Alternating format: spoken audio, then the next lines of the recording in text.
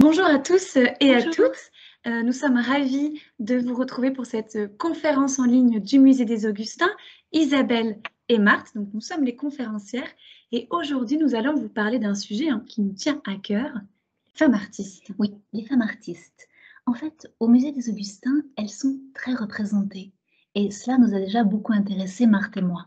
Et puis, dans un deuxième temps, on se dit que c'est un sujet de société, c'est un sujet d'histoire de l'art en même temps, et on peut se demander pourquoi. Eh bien, pourquoi on les connaît moins? Certaines ont été très célèbres en leur temps, mais il y a comme une amnésie de l'histoire. Voilà, donc c'est important de dire qu'il y a eu quand même des femmes artistes, même si on en connaît moins, mais il y en a eu, mais quand même beaucoup moins que d'hommes artistes. Et donc, ce qu'on a envie de voir ensemble, c'est pourquoi cette différence finalement? Parce qu'elles ont eu un parcours véritablement semé d'embûches. Alors, il y a eu plusieurs choses. Déjà, elles n'ont pas accès aux formations officielles, aux institutions. Il faut attendre 1897 pour que l'école des beaux-arts ouvre aux femmes. Donc voilà, en attendant, il fallait faire partie d'un atelier, être dans une famille d'artistes pour pouvoir exercer. Ensuite, elles n'ont aucune autonomie financière quand elles sont artistes, quand elles sont peintres ou sculptrices, elles ne gagnent pas leur vie avec ça. Très souvent, elles dépendent d'un homme, d'un mari ou d'un père. Et donc, quand elles sont associées au milieu artistique, eh bien, très souvent, elles sont muses, mécènes ou collectionneuses, mais très rarement artistes. En tout cas, le statut n'est pas reconnu. Et en plus de ça, quand elles créent, eh bien, elles vont très souvent être cantonnées à un genre considérées comme mineures, c'est-à-dire portraits, scènes de genre ou nature morte, et à des techniques qui sont dites féminines, par exemple le pastel. Donc en fait, elles sont marginalisées et très peu considérées. Et on peut rajouter également que l'histoire de l'art a été écrite par des hommes, hein, ce qui peut expliquer certaines Ce choses. qui explique plutôt l'oubli, C'est vrai. exactement. Oui. Alors la période dont nous allons vous parler commence au XVIIe siècle et jusqu'à l'aube du XXe siècle. Nous allons passer en revue 12 œuvres du musée et nous allons commencer tout de suite. Ces 12 œuvres nous donneront également l'occasion de parler de 12 parcours de femmes. Exactement, et c'est tout de suite. Et nous commençons avec Louise Moyon. Louise Moyon, donc une artiste du XVIIe siècle, qui, elle, naît dans une famille d'artistes peintres. Donc, elle fait partie voilà, de ces femmes qui vont faire partie d'une même corporation, qui vont grandir dans un cadre privilégié. En tout cas, elle va pouvoir peindre très tôt, très jeune, et être soutenue dans son art. Dès 10-11 ans, elle commence à peindre et dès cet âge-là, sa technique est reconnue. Alors, elle est issue d'un milieu protestant. C'est important de le dire parce qu'au XVIIe siècle, on est persécuté pour sa religion quand on est protestant. Donc tout au long de sa vie, son combat sera double, parce qu'elle est femme, artiste, mais aussi parce qu'elle est protestante. Et ces tableaux, elle réalise beaucoup de nature morte, ces tableaux sont véritablement empreints de toutes ces vertus protestantes que sont la modestie, la simplicité. On parle vraiment d'une vie silencieuse et on le retrouve dans ces tableaux. Alors, les natures mortes, en histoire de l'art, c'est vraiment ce genre qui met en scène des objets inanimés dans une composition organisée avec une recherche d'esthétisme et d'harmonie. Mais c'est un genre qui est considéré mineur à côté, par exemple, de la grande peinture d'histoire. Donc, c'était un genre qui était dédié aux femmes majoritairement. Alors, dans cette nature morte ici, qu'on appelle nature morte aux abricots, eh bien, on reconnaît justement la simplicité, la rusticité et le dépouillement qui est propre à Louise Moyon. Il n'y a pas de fioritures, il n'y a pas de vaisselle précieuse, juste un panier sur une planche de bois. Et ce qui est intéressant, c'est de voir le réalisme de cette composition quand on voit tous les abricots, les taches d'épiderme qui sont représentées sur la peau, les petites gouttes de rosée en bas sur la table qui nous disent toute la fraîcheur du fruit, et puis cet abricot qui est disséqué au premier plan, qui est tout à fait réaliste. Mais malgré tout, la composition est un petit peu idéalisée, car regardez la position de ces abricots, cette pyramide d'abricots où on a l'impression qu'ils flotteraient tous tels des bulles de savon. Voilà. Jolie expression. Voilà, et c'est très imagé parce qu'on a vraiment cette impression-là que ces fruits défient un petit peu les lois de la gravité. Mais en tout cas, il y a quelque chose de délicieux à regarder. Tout à fait. Alors, on va continuer et on va parler d'une femme, Élisabeth Louise Vigée-Lebrun, qui, elle, a un parcours tout autre, puisque Louise Moyon, Oui. dont vient de vous parler Marthe, elle a donc pu travailler en tant que peintre 10 années de sa vie. Concernant donc Madame Vigée-Lebrun, elle a travaillé très longtemps, elle est morte à 86 ans, hein, c'est une femme dont la vie donc est à cheval sur le 18 et le 19e siècle. Donc c'est un très très long parcours. Son parcours, c'est tout le contraire, puisque la thématique qui sera la sienne, c'est le portrait, donc pas du tout la nature morte, et on sait qu'elle a fait à peu près 600 portraits. Donc c'est une des plus grandes portraitistes du XVIIIe siècle et c'est la première femme à vivre de son pinceau, hein, c'est très très important de le dire. Mais elle est dans des conditions un petit peu particulières puisque elle est en quelque sorte la meilleure amie de la reine Marie-Antoinette. Donc les commandes, hein, pour les têtes couronnées se multiplient et elle a cette modernité de garder son nom de jeune fille Vigée auquel elle va associer son nom d'épouse, Lebrun. Mais elle tient à garder les deux, hein. Et autrement, c'est une femme qui est très à la mode, qui a son hôtel particulier à Paris. Mais quand survient la Révolution française, eh bien, elle va vivre l'exil. Elle sera triomphalement accueillie dans les cours d'Europe, mais elle ne pourra plus rester en France puisque les têtes couronnées qu'elle peignait sont décapitées ou doivent elles-mêmes justement quitter la France. Donc, si vous voulez, ici, il est question donc dans ce portrait de la baronne de Crussol. Et ce qui est intéressant, c'est que Élisabeth Louise Vigée-Lebrun nous propose le naturel, la spontanéité. Et c'est ce qui la différencie des hommes peintres de la même époque, chez qui les modèles étaient plus guindés, hein, plus sérieux, plus frontaux. Ici, on a l'impression que cette femme vient de comment dire, de pivoter sur elle-même, oui, de se retourner et nous aperçoit. Donc cette spontanéité, elle est très importante, ce naturel encore une fois. Et ici, ce qui est très intéressant également de dire, c'est que la manière dont cette femme est habillée, regardez donc le soin, hein, de la fourrure notamment qui borde sa petite veste rouge, cette manière de s'habiller, c'est celle de la reine Marie-Antoinette. Ce foulard qu'elle porte, hein, c'est la manière de Marie-Antoinette. La musique, la partition musicale de Gluck qu'elle lit, c'est donc le musicien préféré de Marie-Antoinette. Donc Marie-Antoinette, la reine, a de nombreux followers, on peut le dire comme ça. Et c'est une influenceuse. Voilà, absolument, c'était une influenceuse. Et ici, vous avez véritablement quelqu'un qui s'inscrit, hein, dans la tendance, dans la mode que la reine donc édictait. Tout à fait. Alors, on poursuit avec Marie-Guillemine Benoît, qui était l'élève d'Élisabeth Louise Vigée-Lebrun. Donc, hein, Élisabeth Louise Vigée-Lebrun, dont vient de vous parler Isabelle, c'était une femme qui enseignait à d'autres femmes.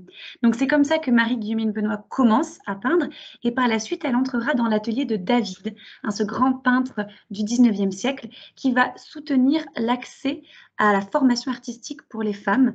Et donc, il va ouvrir son atelier alors que le Louvre refusait d'enseigner aux femmes. Lui, il ouvre son atelier aux femmes et leur apprend même la peinture d'histoire.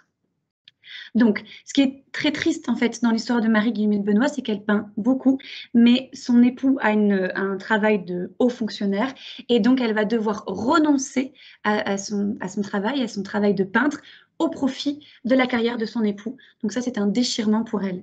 Mais ici, vous avez donc sous les yeux un de ses portraits, un portrait qu'elle a réalisé en 1804, un portrait donc à mi-jambe qui est tout à fait dans l'esprit empire, c'est-à-dire à l'époque de Napoléon.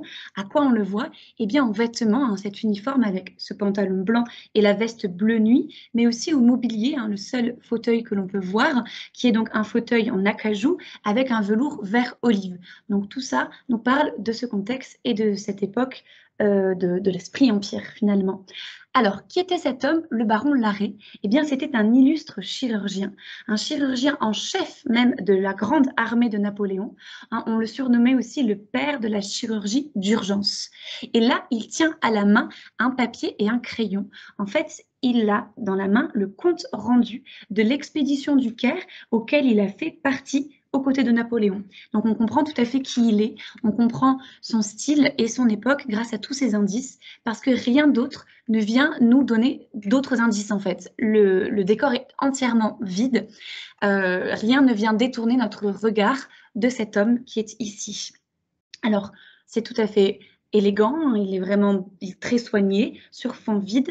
Donc voilà, on a quelque chose de plutôt assez classique finalement. Mais cette Marie-Guillemine Benoît, on en a entendu parler récemment dans l'actualité, je crois. C'est vrai qu'on connaît peut-être son nom parce que en fait, on a parlé d'elle lors d'une exposition qui a eu lieu à Orsay en 2019 de Le modèle noir de Géricault à Matisse. Et en fait, il y a un portrait qui a beaucoup fait parler, c'est celui-ci. Alors, on ne l'a pas au musée des Augustins. On vous le montre rapidement juste, voilà, pour vous montrer ce qu'elle a aussi fait, alors que notre baron Larrey ne faisait pas de vagues et était tout à fait simple. Là, ici, elle prend une véritable prise de position politique, à la fois pour l'émancipation des femmes et les gens de couleur, car elle réalise ce portrait à une époque où le régime napoléonien menace de revenir sur l'avancée des droits des femmes et veut rétablir l'esclavage dans les colonies françaises qui venaient à peine d'être abolies. Donc là, elle place cette femme noire sur un fauteuil de style avec les couleurs de la France. On voit du bleu, du blanc et du rouge. Donc, il y a une véritable revendication. Exactement. Alors, je vous propose donc à présent de considérer ces deux tableaux. Je vais commencer donc par celui de gauche qui s'intitule La visite. Alors, il est question de Marguerite Gérard. Marguerite Gérard, c'est une femme qui ne s'est jamais mariée, et je pense qu'au début du 19e siècle, c'est important de le souligner. Elle a vécu sa vie au Louvre. Plus de 30 années, elle habite le Louvre. Les artistes avaient leur atelier au Louvre, hein, non pas pour tous, mais pour beaucoup. Et c'est ainsi qu'elle a pu s'inspirer de toutes les toiles qu'elle voyait, mais tout cela soutenu par son professeur et beau-frère qui était Fragonard, hein, ce grand peintre, donc essentiellement de la fin du XVIIIe siècle. Et si vous voulez, elle a ce classicisme, ce raffinement, cette sensibilité, une très très grande technique, hein, au niveau de son art, et cela dans des petits formats. C'est important de dire que il y a cette courte période après la Révolution française et jusque dans les années 1820 où les femmes vont produire ces tableaux de petits formats, ces scènes de genre où on a des personnages sans identité mais dont on peut imaginer l'histoire, et ça aura un succès fou. On va raffoler, notamment à Paris, de ces petites scènes de genre. Donc ce sera vraiment une parenthèse enchantée pour ces femmes artistes à cette période-là, avec ce thème-là, ce sujet-là.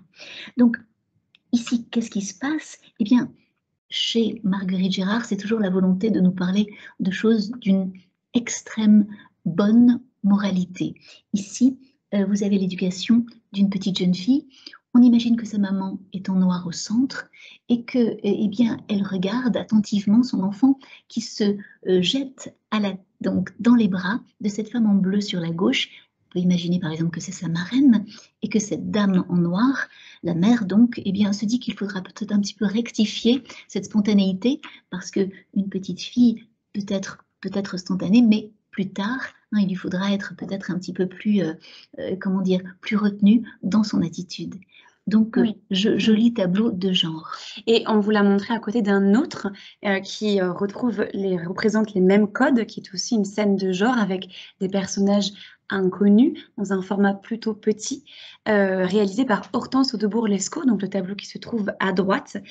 Donc on est en intérieur également, et on a ces deux jeunes filles qui font une halte pour le goûter. Regardez tout ce qui est disposé autour d'elles, et surtout regardez ce petit objet tout à droite. C'est un four portatif, donc ça c'est adorable. Et puis donc on comprend qu'elles sont en voyage, mais surtout on voit ces pâtisseries qui sortent tout juste du four, qu'on imagine encore chaudes, et donc on comprend, elles étaient très pressées de les goûter. Regardez, elles ne sont pas assises, ici il n'y a pas de table, contrairement à côté. Voilà, elles sont debout, elles grignotent, elles ont encore leurs vêtements et leurs manteaux, et justement, quels vêtements elles ont, c'est vraiment très très particulier quand on regarde bien. Elles ont vraiment des foulards, des voiles sur la tête, un turban noir à la diable, des manteaux de toutes les couleurs. Voilà, c'est vraiment, elles sont en marge de tout dress code. C'est très difficile de comprendre comment elles sont habillées, mais en fait, on comprend surtout à quelle époque nous sommes. Parce que des femmes vêtues comme ça, on les appelait les deux merveilleuses. Et quand on s'habille comme ça, c'est une période qu'on appelle le directoire. Alors, après la Révolution, il y a une période terrible de privation totale qu'on appelle la terreur. Quand la terreur s'arrête, eh bien là, on lâche tout. Là, l'excentricité est au pouvoir. Hein, vraiment, c'est comme à la sortie du confinement, on se libère. Et bien là, on le voit dans les vêtements, on le voit dans ces merveilleuses. On comprend la manière dont elles sont habillées. D'ailleurs, les garçons, on les appelait les incroyables. Exactement, tout à fait, les merveilleuses et les incroyables. Alors rapidement, Hortense Audebourg-Lescaut, pour parler d'elle, eh bien c'était aussi l'élève d'Élisabeth Vigée-Lebrun, comme Marie Guillouine Benoît, on a vu précédemment. Et donc c'est vraiment une peintre officielle, hein, dans la cour, qui était reconnue de son vivant, qui fait beaucoup de scènes de genre et de peinture intimiste, mais qui était aussi très liée au milieu de l'art, parce qu'elle était une grande mécène. Voilà, on la connaît aussi pour ça. C'est vrai. Alors, nous allons continuer cette fois avec de la sculpture et nous allons parler de Julie Charpentier. Alors, c'est une sculptrice peu connue du grand public. Elle a été, on le sait, formée par son père au Louvre. Lui-même était graveur et il résidait au Louvre. Donc, on est là dans un contexte favorable. Cependant, c'est vrai qu'on sait peu de choses d'elle. Alors, l'œuvre que vous avez sous les yeux, eh bien, c'est un personnage mythique, hein, de l'histoire de Toulouse. Il s'agit de Clémence Isor, un personnage qui est un personnage du XVe siècle et qui était muse en même temps qu'elle était mécène pour les poètes. Alors, en fait, on peut associer à son image, bien sûr, ce fameux concours des jeux floraux, puisque finalement, elle inspirait les poètes. Et ce concours des jeux floraux qui a commencé le 3 mai 1323, aujourd'hui existe encore. Chaque 3 mai, eh bien, il y a ce fameux concours. Bon, Clémence Isor n'est plus là pour financer ou pour inspirer les artistes, mais vous voyez en tout cas, Julie Charpentier lui rend hommage ici en nous la proposant dans ce beau marbre blanc. Et ce qui est intéressant, c'est de voir qu'on a vraiment une femme du Moyen-Âge, étant donné cette coiffure, ces tresses enroulées symétriquement de part et d'autre de son visage, et puis ce merveilleux voile qui est doté de ces plis nombreux. Regardez sous le menton, le nombre de plis extrêmement fins, alors qu'on sait que le marbre est un matériau extrêmement dur. Alors, ce qui est intéressant aussi, c'est de considérer le caractère donc commémoratif. On se souvient, hein, de cette Clémence Isor de par ses yeux vides et le socle qui est en fait décoré d'une lyre parce qu'elle inspirait les poètes, et puis qui est également décoré de toutes ces fleurs qui étaient les petits trophées, les récompenses que les artistes, eh bien, que les écrivains, les poètes recevaient chaque année au mois de mai. Alors, l'existence de Clémence Isor est un petit peu remise en cause aussi, c'est aussi un petit peu une légende, Oui, même voilà, un mythe, bien en tout cas toulousain. Bien sûr. Ouais. On retourne à la peinture. Cette fois-ci, on a donc un très très beau paysage sous les yeux, réalisé par Louise-Joséphine Sarrazin de Belmont, qui est donc une peintre paysagiste et qui était l'élève de Pierre-Henri de Valenciennes, qui lui était aussi un peintre paysagiste toulousain. Ce qui est intéressant, c'est que, comme David, il ouvrait son atelier aux femmes et il enseignait notamment la peinture de paysage. Et alors, Sarrazin de Belmont a été fascinée par ce genre et elle a développé un goût très prononcé pour le paysage, pour la lumière, et elle va beaucoup voyager pour justement perfectionner un petit peu son étude de la lumière. Elle voyage seule en Europe, mais aussi dans les Pyrénées, où elle va pendant 3 mois s'enfermer dans une cabane perdue au loin dans la montagne pour étudier les variations de la lumière tous les jours au fil des saisons. Donc, on comprend le tempérament de cette jeune femme très déterminée. Exactement, très déterminée. Et ici, quand on regarde la baie de Naples qu'elle nous propose, on comprend vraiment sa passion pour la lumière. Regardez cette douce lumière qui est plongée dans la baie, mais aussi cette très belle perspective atmosphérique. Au premier plan, tout est très sombre et dense, et à mesure que l'on s'éloigne, tout semble se dissiper, la couleur est plus claire, plus diluée. Regardez le Vésuve au loin qui semble se fondre à l'horizon. Et puis donc on a Naples qui est très justement représenté, c'est un tableau qui nous parle d'une ville avec une vérité topographique. Elle a vraiment étudié cette ville et elle est allée à Naples. Mais ce petit personnage en rouge qu'on aperçoit. C'est vrai, on ne peut pas ne pas la voir. Effectivement, il y a quand même une petite anecdote dans ce paysage parce qu'elle nous parle de Naples, certes, mais elle nous parle de cette femme en rouge qui était son amie. Et à la mort de son amie, elle décide de réaliser plusieurs tableaux pour lui rendre hommage. Regardez ce qu'elle fait. Quand on s'approche un petit peu, on voit qu'elle donne de l'argent à une famille de mendiants. Donc, elle représente ici son amie comme quelqu'un de très charitable. C'est une allégorie de la charité. Tout à fait. Alors, à la sculpture, à nouveau avec Félicie de Fauveau et ce buste d'enfant. Il est question ici d'un buste pour commémorer eh bien, ce petit garçon mort en bas âge très certainement. Vous voyez cette couronne mortuaire qui se trouve donc en dessous de sa poitrine. Vous avez en fait ici une vraie référence à la Renaissance italienne, cette époque où on inscrivait les visages sur un fond rainuré de coquilles. Donc vous avez ici ce clin d'œil à cette époque-là. Donc une œuvre extrêmement douce. Cependant, eh bien, Félicie de Fauveau était d'un caractère tout à fait de feu. Ça ne représente pas du tout son tempérament, en fait, cette douceur-là. Voilà, c'est vrai. En fait, Félicie de Fauveau, eh bien, on l'appelait l'Amazone. Elle était une femme assez indomptable. Elle, comme George Sand d'ailleurs, s'habillait en homme, portait les cheveux courts et revendiquait vraiment son indépendance. D'ailleurs, elle s'est engagée en tant que monarchiste. Elle a fait de la prison pendant pas mal de mois. Et si vous voulez, c'est quelqu'un qui, en étant parfaitement autodidacte, crée là vraiment une nouveauté. Vous voyez, on est au milieu du 19e siècle, les choses évoluent et on sait qu'elle, eh bien, elle n'a eu aucun professeur particulier, elle n'a pas eu un cadre familial qui aurait pu favoriser sa formation, elle est autodidacte, je le répète, mais c'est important. Oui, c'est important parce qu'on voit vraiment que tous ces parcours de femmes sont différents. Et ici, on a Berthe Morisot qui, elle, eh bien, a grandi dans un cadre privilégié, à la différence donc de Félicie de Fauveau. Alors Berthe Morisot, hein, on entend de plus en plus parler d'elle. Hein, voilà, c'est une des figures clés du mouvement impressionniste. Donc l'impressionnisme en histoire de l'art, c'est vraiment un mouvement qui marque une rupture avec les traditions académiques, qui propose des tableaux en extérieur avec des traits de pinceau très visibles, ce qu'on appelle la touche. C'est une nouvelle manière de peindre, c'est une nouvelle technique et ce sont des palettes qui sont très colorées. Et alors Berthe Morisot ici, eh bien, elle faisait partie de ce mouvement, elle était même une des fondatrices de ce mouvement, donc elle est reconnue vraiment de son vivant. Alors elle naît dans la bourgeoisie, je l'ai dit, dans un contexte un petit peu favorable à l'art, car son père était peintre, et donc avec sa sœur Edma, elles vont toutes les deux se former auprès de grands noms, notamment Corot. Mais à la différence d'Edma, qui va arrêter de peindre quand elle se marie, Berthe Morisot n'arrêtera jamais. Voilà, c'est vraiment très très important pour elle de toujours continuer à peindre, même quand elle se mariera plus tard avec le frère d'Édouard Manet, qui est Eugène Manet.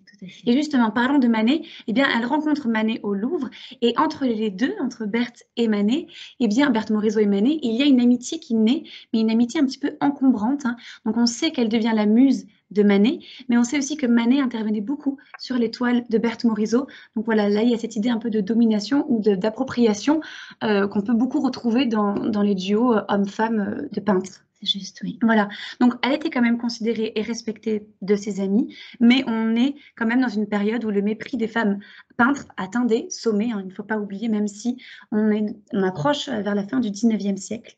Alors rapidement, ici, elle nous propose donc ce portrait de jeune femme dans un parc où la végétation est extrêmement foisonnante. La végétation prend beaucoup de place. Il y a quelque chose de très frais, de très naturel et de très sauvage dans cette peinture. Ce qui est impressionniste, c'est ça aussi, cette idée de retranscrire un climat et une ambiance, une fraîcheur. Voilà, c'est tout à fait agréable à regarder et très rafraîchissant. Tout à fait.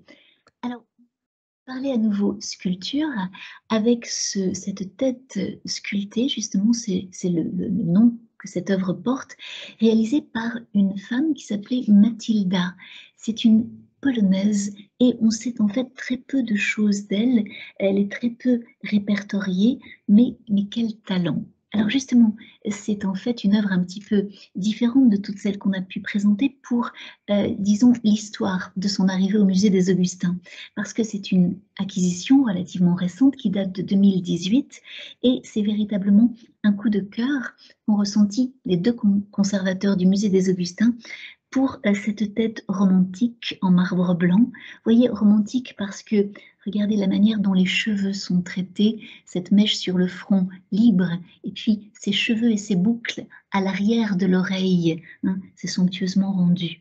C'est une tête qui est pleine d'intériorité, dont la force dégage une gravité, hein, d'autant plus que le visage est penché. Pourtant, on ne sait rien de l'identité de cette tête. On a pensé que ça pouvait être le Christ en croix dont la tête retombe sur la poitrine, mais vous voyez, le vêtement est doté de ce petit bouton sous la barbe.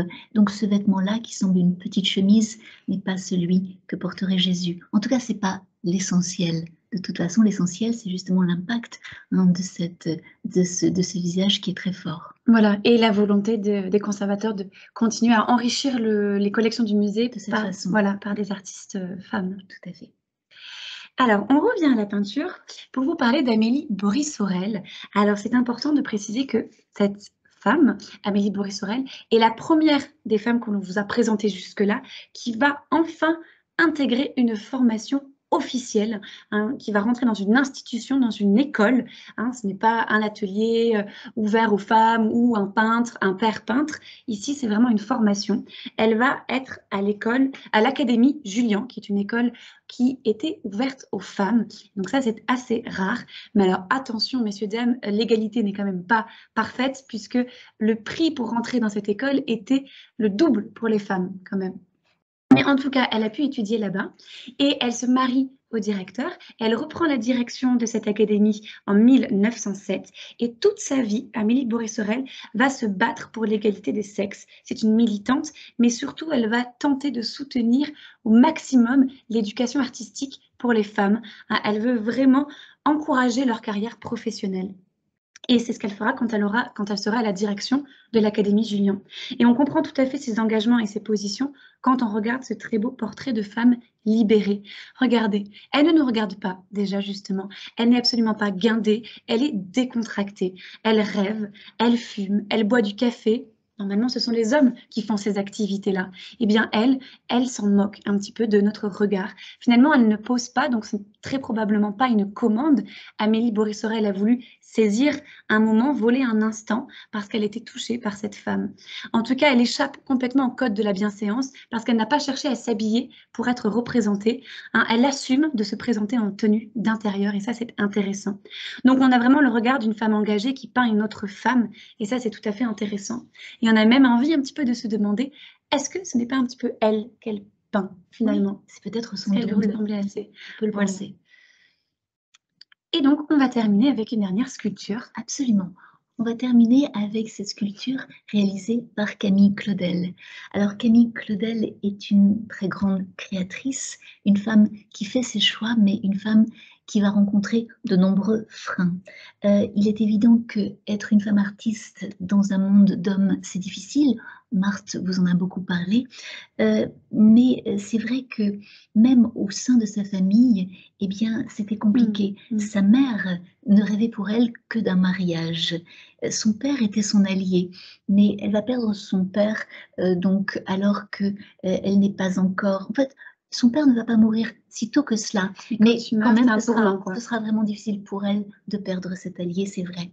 Donc, elle va entrer dans un atelier mixte, et l'atelier, c'est celui de Rodin. Donc ça, c'est très intéressant de le dire. Elle a été l'élève de Rodin, elle a été sa muse et elle a été son amante. Et c'est vrai que cette rencontre avec Rodin est véritablement décisive pour son art, qui est son or aussi. Le lapsus est révélateur. Mais elle est dans l'ombre de Rodin, ça c'est sûr. Elle vit de déchirement, hein, puisque justement, dans son couple et dans sa vie, rien n'est évident. C'est important de dire également que c'est quand elle se sépare de lui qu'elle réalise des œuvres qui sont les plus fortes. Je pense que c'est important de le souligner. Ce sont des créations qu'elle réalise vraiment en solitaire et d'ailleurs elle est malade de solitude. Alors, là concernant, c'est important de dire qu'il a fallu dans les années 1980 un livre et un film pour la réhabiliter et pour donc qu'on s'aperçoive du talent et du génie qu'avait cette femme. Parce qu'elle était trop souvent associée à Rodin, bien sûr, et oubliée, complètement donc dans son ombre. Donc ici, quand elle fait le portrait de son frère Paul Claudel en jeune Romain, étant donné, vous voyez la mèche de cheveux qui revient en pointe sur le front et la toge qui habille les épaules de ce buste, eh bien, elle nous parle d'un d'un petit garçon et puis d'un homme qu'elle a beaucoup aimé, qu'elle a beaucoup admiré. Elle l'héroïse d'ailleurs, hein, d'une manière tout à fait flatteuse, avec cette œuvre en bronze. Oui, oui, parce qu'on vous a montré beaucoup de marbre. Là, on vous montre le bronze, matériau très utilisé par Camille Claudel et qui lui permettait justement de jouer avec la lumière. C'est ce qui rend l'œuvre aussi très vivante. Oui, très vivante et très belle. Mais justement, Paul, son frère, eh bien, qui va devenir l'écrivain qu'on sait, hein, dans cette famille-là, c'est lui qui était l'artiste, il n'en fallait qu'un et c'était lui, le choix était facile à faire. Eh bien, si vous voulez, c'est quelqu'un cependant qui ne va pas véritablement la soutenir, ou alors pas aussi fort qu'on l'aurait souhaité, puisque on sait qu'elle a passé 30 années de sa vie internée, hein, 30 années perdues pour la création. Et ça, c'est tragique. Bien sûr, elle a une vie très tragique. Donc, alors qu'on arrive à la fin du 19e siècle, on pourrait se dire que, eh bien, ça va mieux. Ben, finalement, on se rend compte quand même que pour Camille Claudel, c'était très difficile d'affirmer ses choix, d'être une artiste femme et de se revendiquer comme telle dans un milieu encore et dans un système très patriarcal. Mais on va essayer d'ouvrir et d'être un petit peu plus positive et encourageante, bien sûr, revenir vers vous pour conclure. Et voilà, vraiment se dire aussi qu'à partir du XXe siècle, quand même, beaucoup de choses vont se débloquer. Heureusement, il y a des dates qui sont importantes, hein, qui contribuent vraiment à cette émancipation. C'est notamment 1944, le droit des votes pour les femmes, et puis 1946, la Déclaration des droits de l'homme qui garantit à la femme des droits égaux dans tous les domaines. Donc, de plus en plus de femmes artistes vont s'assumer. C'est vrai. Et au XXe siècle, eh bien, on peut citer les femmes artistes. Là, on a beaucoup de noms qui nous reviennent. On pense à, par exemple, Tamara de Lempicka en Pologne, on pense à Frida Kahlo au Mexique, on pense, bon, restons en France, on pense à Suzanne Valadon, on pense à Niki de Saint-Phal qui nous a quittés il y a peu. Il y a tellement de noms que l'on peut citer. Louise Bourgeois, effectivement. Mais si vous voulez, au musée des Augustins, nous ne les avons pas évoqués parce que nos collections s'arrêtent au tout début du XXe siècle. Et c'est pour ça que nous n'avons pas abordé donc ces femmes du XXe. Voilà, donc les choses évoluent petit à petit, mais c'est encore un combat, vraiment. Il faut une réelle revendication pour ces femmes, pour pouvoir exister en histoire de l'art, pour être représentées dans les musées. Ce n'est pas gagné quand même, hein. On sait aussi qu'au niveau du marché de l'art, c'est compliqué. Elles ne représentent que 2% du marché. Donc c'est encore aujourd'hui, selon une étude en 2019. Donc c'est vraiment très, très, très faible. Donc voilà, c'est encore une lutte, c'est encore un combat. C'est important toujours d'en parler pour que ça devienne, que ça rentre dans la norme, hein, ces femmes artistes qui ont existé. Et avec Isabelle, on a envie de se dire que dans l'idéal, on aura atteint l'égalité pleine et entière quand on n'aura plus besoin de préciser si une œuvre a été créée par une femme ou par un homme, quand on pourra enfin dégenrer l'art et la création. Eh bien là, ça serait super, mais on n'y est pas encore et on a encore besoin de combat. Voilà. Alors ce combat, il peut être mené par les musées et notamment le musée des Augustins, eh bien, en tentant d'acquérir des œuvres réalisées par des artistes femmes, eh bien, il les rend visibles, il leur donne cette visibilité. Et c'est le rôle du musée. Voilà, c'est son rôle. Tout à fait. Merci beaucoup de nous avoir suivis pour cette très belle thématique. Et puis, à bientôt pour une prochaine conférence. On l'espère. Mais oui. Au revoir. Au revoir.